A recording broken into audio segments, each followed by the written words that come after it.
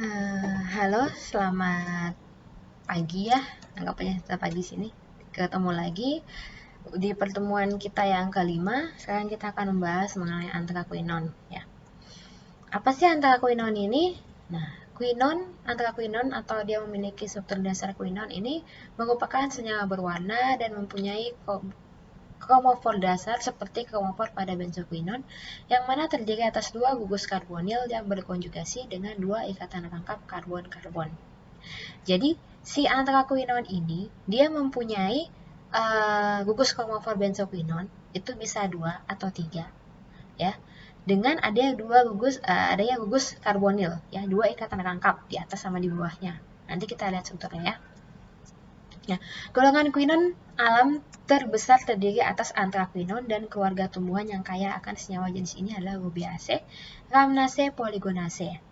Anthraquinone juga disebut 9,10 deoksodihidroantrasen dengan rumus C14H8O sekian. Coba dilihat, saya lupa.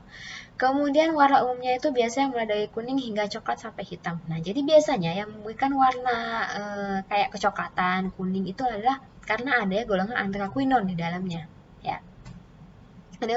Nah, anthraquinone sendiri itu dia masuk golongan turunan senyawa fenolik, terutama senyawa golongan polifenol. Karena apa? Itu karena tadi dia memiliki dia memiliki kira-kira 2 gugus benzen dengan adanya substitusi daripada gugus hidroksil ya. Nah, ini kalau misalkan lihat ini struktur daripada si benzoquinone itu, kemudian yang sebelahnya naftaquinone, dan ini adalah yang di pojok kanan adalah anthraquinone. Nah, udah dikatakan tadi kan dari pengertiannya bahwa anthraquinone ini sebenarnya merupakan turunan daripada benzoquinone atau dia memiliki cincin daripada benzoquinone. Nah, ini cincin bisaquinone ya. Mengapa dia turunan polifenol? Karena ini dia memiliki cincin benzen 1 dan 2 cincin benzen dengan adanya substitusi gugus OH biasanya di sekitar sini 8, 7, 6, 5, 1, 2, 3 atau 4 ya. Untuk penomorannya kita mengikuti seperti ini ya. Jadi ini nomor 1, 2, 3, 4, kemudian 5 di cincin seberangnya, 6, 7, 8 dan 9 beserta 10 adalah di cincin gugus karbonilnya. Jadi untuk anthraquinone ini dia pasti memiliki 2 gugus karbonil. Ya, ini nomor 9 sama di nomor 10. Bila dia tidak memiliki 2 gugus karbonil, dipastikan bahwa kemungkinan besar senyawa tersebut adalah bukan anthraquinone. Tapi kalau misalnya dia memiliki 2 gugus karbonil seperti ini, dimungkinkan senyawa tersebut adalah masuk golongan anthraquinone ya. Nah, ini ada beberapa struktur kimia turunan daripada anthraquinone. Nah, misalnya kayak dari dia terbentuk awal dari oksantron ya, struktur dasar seperti ini, suatu polifenol yang kemudian berubah menjadi antrahidroksiquinone. Nah, kemudian menjadi anthraquinone, antranol, kemudian antron, dan yang terakhir adalah menjadi diantron. Ya, diantron ini berarti ada 2 macam anthraquinone. Nah, ini sih anthraquinone yang terbentuk. Nah, anthraquinone ini kalau misalnya kita lihat dia bisa terjadi pemutusan ikatan rangkap di gugus karbonila ini ya, yang mana dia bisa menjadi golongan polifenol seperti antrahidroksiquinone atau antranol seperti ini ya. Anthraquinone dalam tumbuhan biasanya terdapat sebagai turunan anthraquinone terhidroksilasi, termetilasi, atau terkarboksilasi. Nah, anthraquinone berikatan dengan gula sebagai O-glikosida atau sebagai C-glikosida. Terhidroksilasi ini berarti ada substitusi gugus hidroksil di dalamnya. Sedangkan termetilasi berarti ada substitusi gugus metil. Nah, terkarboksilasi berarti ada substitusi gugus karboksil ya. Kayak misalnya gugus karboksil seperti apa? Bisa asam karboksilat atau seperti aldehid. Kemudian turunan anthraquinone umumnya larut dalam air panas atau dalam alkohol encer. Ya. Jadi mekanisme larut dalam air. Kenapa demikian? Seperti lihat sini biasanya itu berkaitan dengan gula. Ya, jadi sebagai kalau misalnya kalian pernah dengar itu ada namanya glikosida anthraquinone. Nah, ini dia ya glikosida anthraquinone. Jadi si anthraquinone sebagai struktur dasarnya, struktur intinya, dan kemudian dia berkaitan dengan gula sehingga namanya adalah glikosida anthraquinone. Kembali lagi, glikosida itu merupakan senyawa yang terdiri atas glikon dan aglikon. Jadi yang glikon yang gula dan aglikon yang bukan gula. Aglikonnya adalah anthraquinone, glikonnya adalah si gulanya itu. Kemudian senyawa antagonin dapat bereaksi dengan basa memberikan warna ungu atau hijau. Nah, ini bisa menjadi suatu proses identifikasinya. Jadi dengan basa, bila memberikan warna ungu atau hijau, ya ada kemungkinan dia adalah antokinon. Kemudian antokinon memiliki efek pencahar. Ya, jadi untuk senyawa-senyawa golongan antokinon ini biasanya efektivitasnya adalah sebagai pencahar.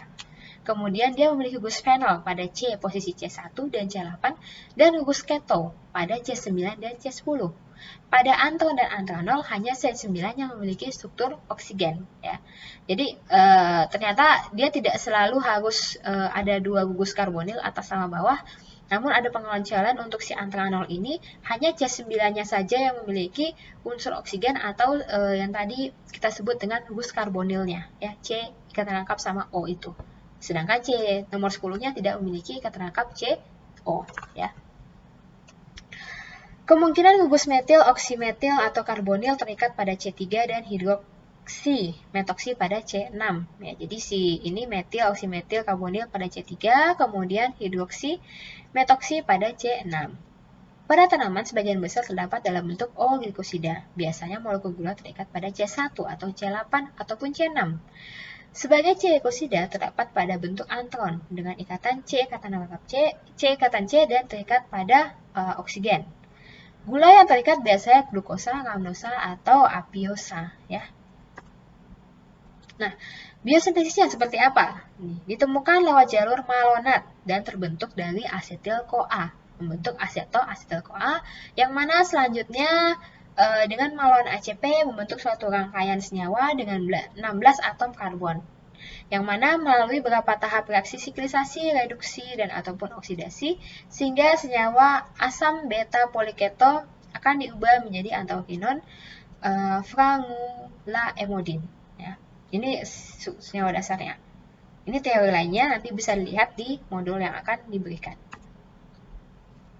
Ini sekilas gambaran daripada jalur biosintesis daripada si antraquinon. Jadi dari dia merupakan jalur malonyl asetat ya. Jadi malonyl ACP ini akan dengan bantuan dari asetil ACP akan membentuk asetoasetil ACP ya. Kemudian dia akan melepaskan malonyl ACP atau berikat sama malonyl ACP ya. Dan akan membentuk asam beta poliketo yang kemudian membentuk frangulaemodin. Nah, frangulaemodin ini menjadi dasar pembentukan dari yang lain-lainnya.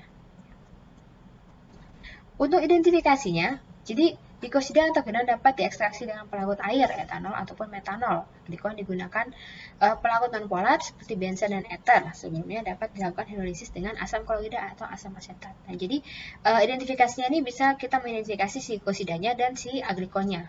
Ya, jadi sebelum kita mengidentifikasi hidrolisis dulu dengan air, dengan asam klorida atau asam asetat untuk memutuskan ikatan antara glikosida dan si aglikonnya itu tadi ya. Aglikon daripada antokinon ini sendiri sebenarnya dia larut dalam pelarut nonpolar ya. Oke, ini nanti dapat dilihat pada modul yang akan diberikan. Nah, sekian untuk pertemuan kali ini, kita ketemu lagi nanti.